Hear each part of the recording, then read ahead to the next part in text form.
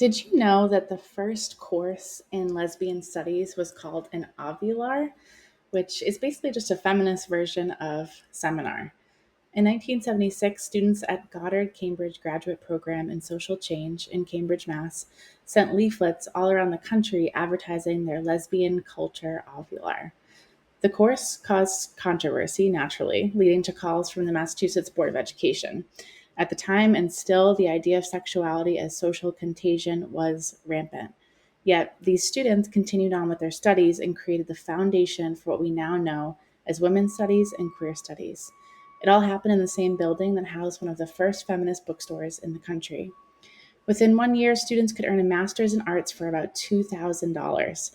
They had a collaborative approach that valued collective knowledge, and they worked on independent studies focused on social action. For the past 10 years, I've been interviewing LGBTQ people to learn about their stories and their role in the movement.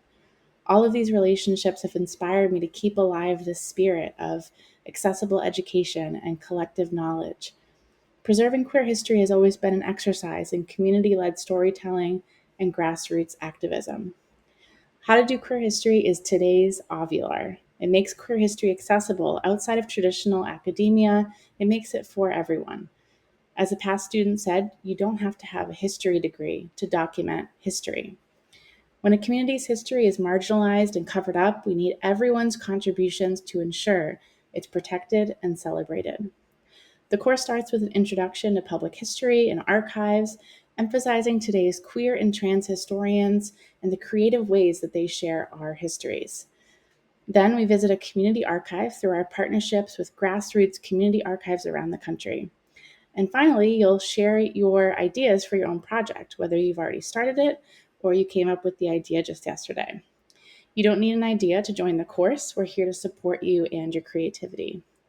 You'll have a supportive cohort of peers to share feedback and then access to a growing group chat of all of our cohorts over the years for ongoing advice and community connection.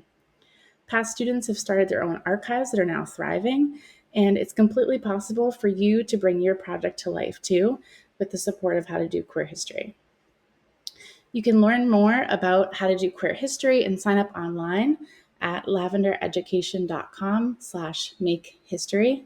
Join us to make history and to honor our past because history is for everyone.